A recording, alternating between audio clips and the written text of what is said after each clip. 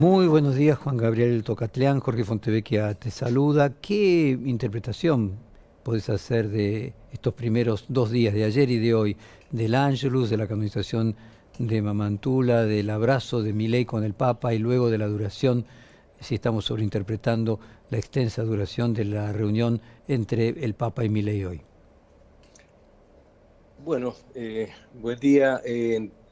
Este ha sido un periplo muy singular del presidente Milei, puesto que ha comenzado en Israel, donde ha anunciado una medida muy singular, que es el eventual traslado de la sede diplomática de la Argentina de Tel Aviv a Jerusalén. Creo que el viaje en sí mismo, sus consideraciones, las razones de ser, debieran ser un objeto de algún tipo de reflexión. Y luego este segundo componente, que tiene que ver con la visita al Papa, y creo que responde a un intento reparador por parte del presidente, por un lado, y una respuesta magnánima de el Papa Francisco al, por supuesto, recibirlo. El Papa Francisco tenía una suerte de bastón de compañía, si pudiéramos usar esa expresión, en la entonces embajadora argentina ante el Vaticano, Fernanda Silva, que había sido un apoyo muy importante para él, y el gobierno del presidente Milei decidió retirarla y estuvo a punto de nombrar, al parecer, según los medios, a una persona bastante refractaria, no solamente frente al Papa, sino también con expresiones duras hacia otras religiones. Sigue en incógnita el nombramiento del responsable del área de culto en la Cancillería, y todo esto está antecedido de una campaña electoral en la cual por primera vez en la historia de la República Argentina y posiblemente en la historia de cualquier otro país, la figura de un papa es punto de referencia, con una serie de términos groseros, injuriosos de parte de Milei, que entiendo busca reparar, insisto, esa serie de señales fuera de lugar que supo tener, y que, insisto, el Papa con mucha magnanimidad lo recibe. Seguramente el tema de la conversación habrá sido la situación en Argentina, es de suponer. El Papa muy probablemente le expresó su sensibilidad social, que es anterior a esta visita y que lo ha mantenido desde que comenzó el papado, al cual hay que agregar temas no solamente de naturaleza social, respecto a los pobres, a la desigualdad, sino que este es un papa muy comprometido con el cambio climático, activamente comprometido con el cambio climático.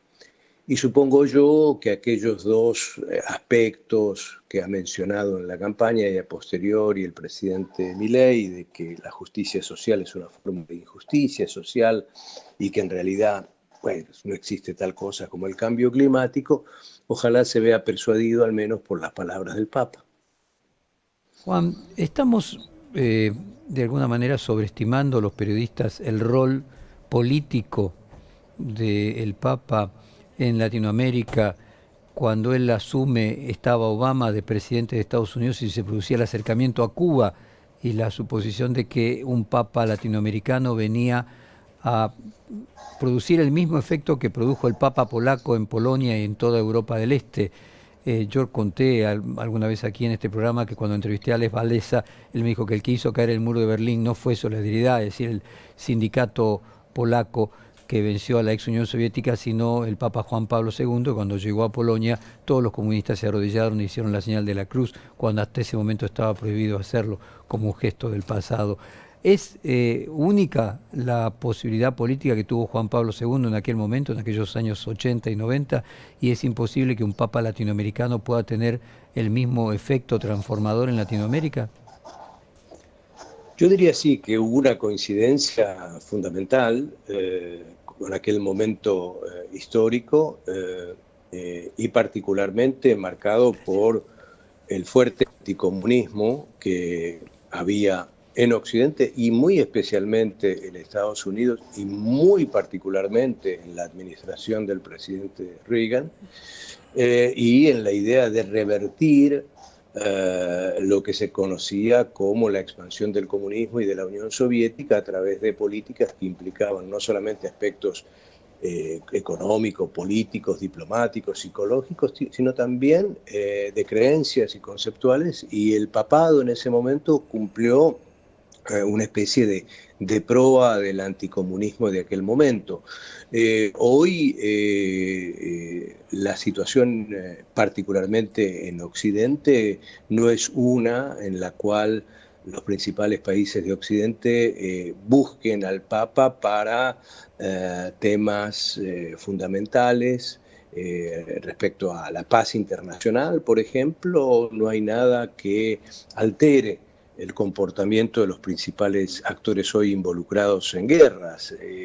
Es muy difícil que más allá de aceptar su sensibilidad y su interés en el tema del cambio climático, los países enarbolen como bandera aquello que el Papa sostiene. Más bien su impacto, el impacto del Papa, yo hoy lo veo mucho más social, mucho en movimientos de base, mucho en organizaciones civiles, en otros aspectos que son relevantes, pero no en el plano de las relaciones interestatales. Y por otro lado, creo que él ha sido muy cuidadoso, me refiero a Francisco, en algunos casos en los cuales fue invitado a participar en negociaciones que encontró que eran difíciles de llevar a cabo. Por ejemplo, en el caso de Venezuela, entre el gobierno y la oposición.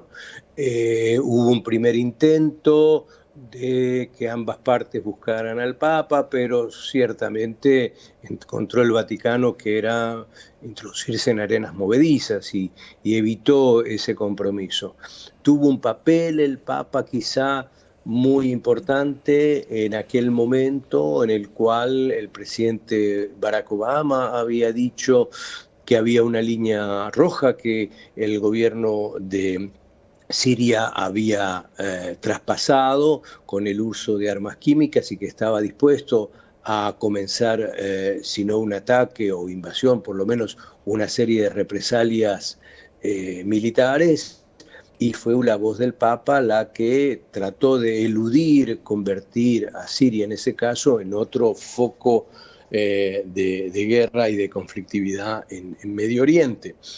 Pero más allá de acciones de ese tipo, a mí me parece que hoy la diplomacia del Vaticano tiene muchos menos respaldos convencionales como las que tuvo en su momento Juan Pablo II.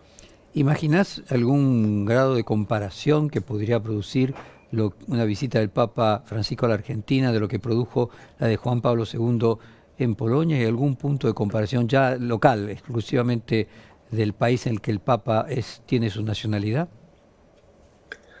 No, y yo creo que sería aventurado suponer algo de ese tipo en tanto y cuanto, digamos, los grados de polarización, los grados de grieta, en este caso más política que social incluso, llevaran a que se saldara eso con una visita del Papa. Yo creo que él ha sido bastante cauto en no intrometerse en la política doméstica argentina todo este tiempo, y en la medida en que se ha radicalizado, se ha extremado en ciertos casos la polarización, me parece que no está en la disposición de venir a enmendar algo que la clase política, la dirigencia no pueda hacer. Sí supongo yo que hay un interés de él de enfrentar un desafío enorme que es mayor al argentino, y es la declinación a largo plazo del cristianismo en el mundo. Todos los trabajos que hay hechos respecto a la evolución de las creencias religiosas y el porcentaje de personas que van adhiriendo a distintas confesiones muestran que de aquí al 2050 aproximadamente haya una caída del cristianismo muy elevada, al mismo tiempo que la creencia en el Islam va creciendo en el mundo y a punto de llegar a superarla eventualmente para el año 2050.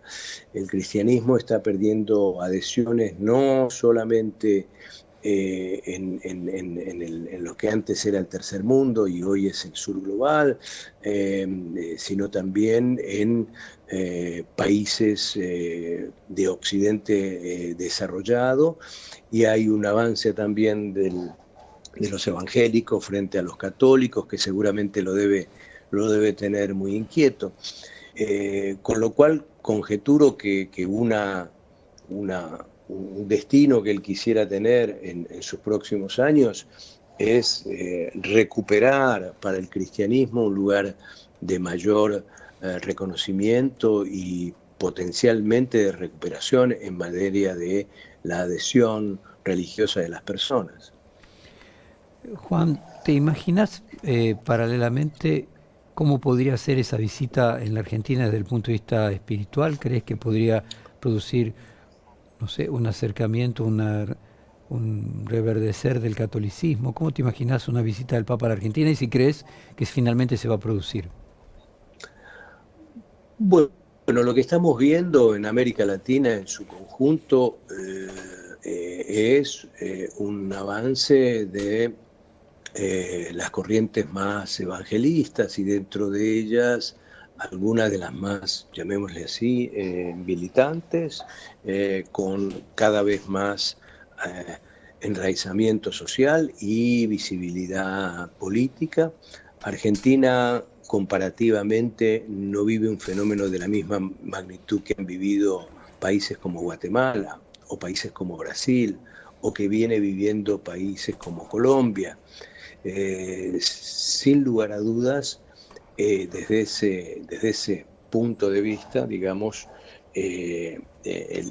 un eventual viaje del Papa no tendría como propósito un reforzamiento, entre comillas, del catolicismo en el país, más bien tendría una dimensión mucho más política, mucho más trascendental desde el punto de vista de generar algo que convoque a un tema de unidad. Creo que estamos tan partidos, tan divididos, tan fracturados, que si el Papa intentara eso, se va a ver sobrepasado por la intensidad de la radicalidad del debate, del discurso y de las prácticas en Argentina. Si no hay condiciones pro unidad, difícilmente un viaje del Papa genere ese milagro. Hubo en su momento, se recordará, la importancia también de un Papa en la relación entre Argentina y Chile, a la luz de lo que parecía ser un diferendo que nos iba a ayudar a llevar a la guerra. Bueno, una de las condiciones muy, muy, pero muy importantes era que había en el país, particularmente en Argentina, una disposición a evitar una confrontación, una disposición genuina a resolver este tema que tanto había dividido a chilenos y argentinos, y por lo tanto ese rol del Papa, bueno, fue muy importante, pero porque había condiciones facilitadoras de eso. Si no hay condiciones facilitadoras en Argentina y uno se imagina que este va a ser un año en el cual los elementos más divisivos seguramente se van a expresar de diferentes formas, pero con mucha intensidad, bueno, yo calculo que, insisto, el Papa no podrá venir a hacer un milagro. Juan, por último, el hecho de que el actual presidente de los Estados Unidos, Joe Biden, sea católico, ¿finalmente significó algo para la relación del Papa con los Estados Unidos, del Papa con su lucha, podríamos decir, por lo social? ¿Significa algo dentro de los Estados Unidos, en la competencia con Donald Trump, que Biden sea católico? ¿Y cómo te imaginas un eventual regreso de Donald Trump a la presidencia de los Estados Unidos? Bueno, hay muchas preguntas dentro de una pregunta, pero voy por partes. Es decir, Biden es el segundo presidente contemporáneo católico que tiene Estados Unidos, lo tuvo en John Fitzgerald Kennedy. Biden además ha sido un genuino admirador del Papa. Biden ha sido alguien que se siente fervorosamente católico y sin lugar a dudas encuentra en el Papa una voz de, de credibilidad, de reconocimiento, etc. Ahora, poco ha hecho uso, digamos, Biden del Vaticano para, por ejemplo, diplomacias paralelas para reducir algún foco de tensión o algunos conflictos internacionales. Es más, varios de los reclamos del paz del Papa en términos primero en el 2022 sobre Ucrania y en el 2023 sobre Gaza, bueno, han pasado desapercibidos en Estados Unidos y no los ha recogido ni mencionado Biden, ni Trump, ni ningún otro candidato. ¿Cuál es el problema que hoy tiene Biden en Estados Unidos para su eventual reelección? Yo diría que tiene dos problemas fundamentales. El primero es un contendiente como Trump que está dispuesto a lo que sea. Si hay alguien que seguramente si llegase a ganar va a tener un impacto profundamente desinstitucionalizador en la vida política de los Estados Unidos, esta vez en serio, va a ser Trump. Y es alguien que va a venir por la revancha, no viene por la gloria, viene por la revancha. Y el segundo problema que tiene Biden es que en muchos estados claves, por ejemplo, de los Estados Unidos, donde hay población de origen árabe, el rechazo es dramático y sistemático, como lo muestran la mayoría de las encuestas, por un apoyo irrestricto a Israel. Hay dos estados que pueden definir ciertamente la elección en Estados Unidos, y voy a ponerlo en claro con números para que se entienda lo que estoy diciendo. Estados Unidos tiene elección indirecta, ¿ok?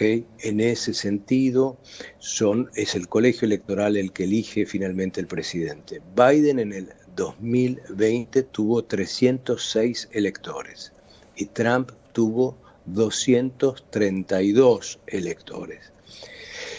Ahora bien, hay dos estados, Michigan en particular, donde está la mayor concentración de población de origen árabe de los Estados Unidos. El 2% de la población de Michigan es de origen árabe, donde Biden alcanzó un triunfo muy estrecho, 50-48 y algo más de Trump. Y el otro es Pensilvania, donde la diferencia a favor de Biden fue de solamente un 1%, fue 50-49. Si estos dos estados cambiaran, es decir, si en estos dos estados, por el tema de la guerra y por el tema de otras cuestiones añadidas, por supuesto, el malestar que puede tener los jóvenes porque la famosa promesa de perdonar gran parte de la deuda finalmente no se realizó, dificultades de tipo social y económica, pero agregándole este tipo de cuestión vinculada a la guerra, si esos dos estados cambian, eso significa que representan entre los dos 34 electores. Al cambiar 34 electores, es decir, si los ganara Trump, Trump podría ganar por 266 electores contra 262 electores en Estados Unidos.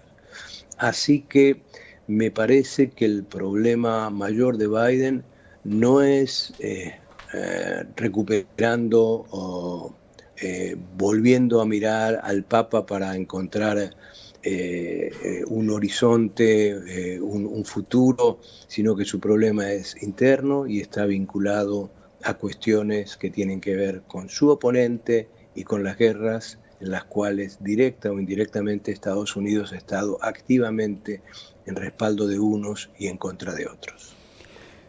Juan Gabriel Tocatrián, como siempre, interesantísimo hablar con vos. Te mandamos un fuerte abrazo. Te despedimos con la misma canción relacionada con el Papa Francisco, que solo le pido a Dios de León Gieco, y hasta un próximo encuentro. Gracias.